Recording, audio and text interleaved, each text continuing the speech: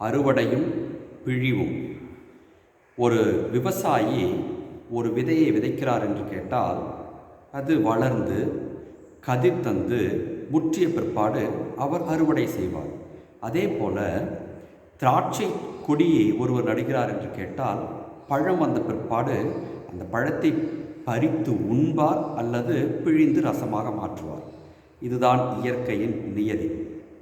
ஆனால் அறுவடை செய்யப்பட்ட அந்த தானியங்களானது நன்றாக தூற்றப்பட்டு சுத்தம் செய்யப்பட்டு களஞ்சியத்திற்கு கொண்டு போய் சேர்க்கப்படுகிறதா, அல்லது இந்த தானியம் சரியில்லை என்று கட்டுகளாக கட்டப்பட்டு வெளியில் கொட்டப்பட்டு எரிக்கப்பட போகிறதா?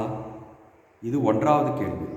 அதே போல பறிக்கப்பட்ட திராட்சை பழங்கள் தரமான திராட்சை பழங்கள் என்று சொல்லப்பட்டு உண்பதற்கு எடுத்து செல்லப்படுகிறதா, அல்லது நல்ல திராட்சை பழ ரசத்திற்கு பிழியப்படுகிறதா, அல்லது இது புளிப்பான திராட்சை பழம் என்று சொல்லப்பட்டு வெளியில் கொட்டப்படுவதற்கு எடுத்து செல்லப்படுகிறதா?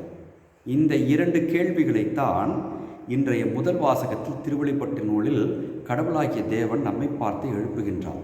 அதாவது, நீ வாழ்வின் இறுதியில், உன் வாழ்நாள் என்பது ஒரு குறிப்பிட்ட காலம் மட்டும்தான் இந்த பூவுலகில், அப்படி உன் வாழ்நாள் முடியும் பொழுது, நீ விண்ணகத்திற்கு எடுத்து செல்லப்படும் பொழுது, நீ செய்த அந்த நன்மைகளின் பொருட்டு நீ அறுவடை செய்யப்பட்டு நீ கடவுளின் களஞ்சியத்திற்கு கொண்டு போய் சேர்க்கப்படுகிறாயா, அல்லது தீமையின் பொருட்டு எரிக்கப்படப் போகிறாயா?